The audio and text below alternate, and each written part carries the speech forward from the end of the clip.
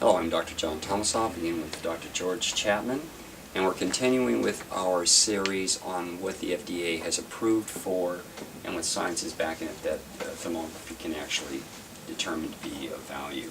Right. This is the Department of Health, Education, and Welfare in 1972 started with this, and then we'll go into the FDA approval.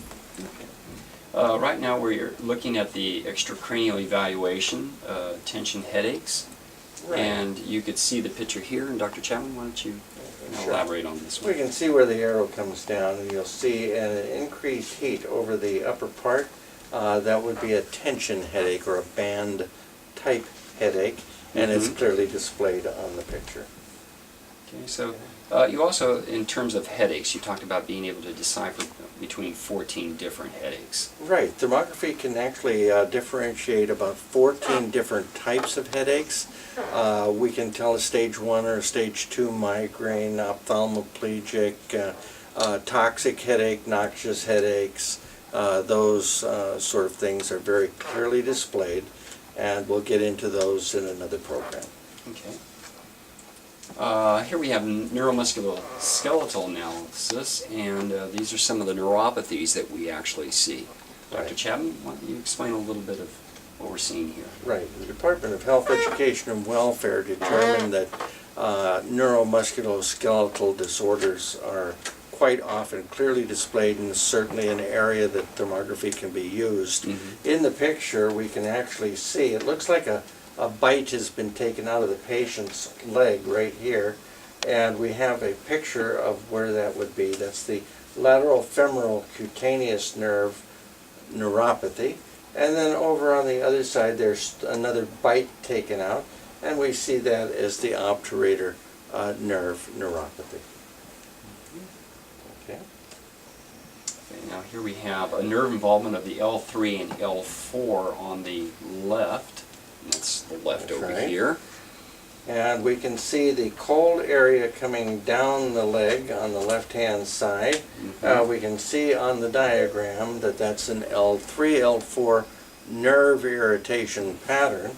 Of interest, the patient can't put their weight on that side, so they have a tendency to lean to the other side. In the groin area on the opposite or good side, it's showing a white or increased heat.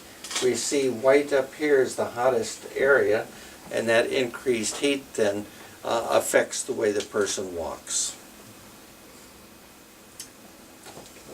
So now we're talking about 1982, and this is when the Bureau of Medical Devices, the FDA, started to make these things approved or disapproved, and we find that for thermography, the following were approved: the abnormalities of the female breast, vascular disease, neuromuscular disorders, extracranial cerebral vascular disease, and they added a couple more, which were abnormalities of the thyroid gland and various neoplastic and inflammatory conditions. Prior to 1982, the Department of HEW had approved the use of thermography, and that thermography was beyond experimental. Nobody approved any kind of medical device until 1982, and then there was a new department added to the FDA, and mammography, thermography were approved at exactly the same time. Okay. So on the next series, we're just going to continue a little bit on a little more in detail about thermography, the female breast cancer, and how we pick that up with the studies that we're here going to be showing. And then different things that the FDA has now approved. Yes, and probably one of the series we're really looking forward to seeing is the one that we can't see. A lot of things that people come up with in thermography that say, well, come look at my baby, or you should see my digestion.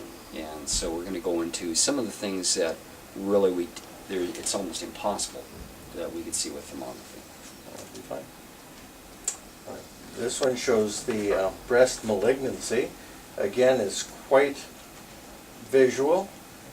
compared to the other breast. Stands out And we're clearly. ready, we'll have, Are we you'll just done? have to cut that one down, won't you?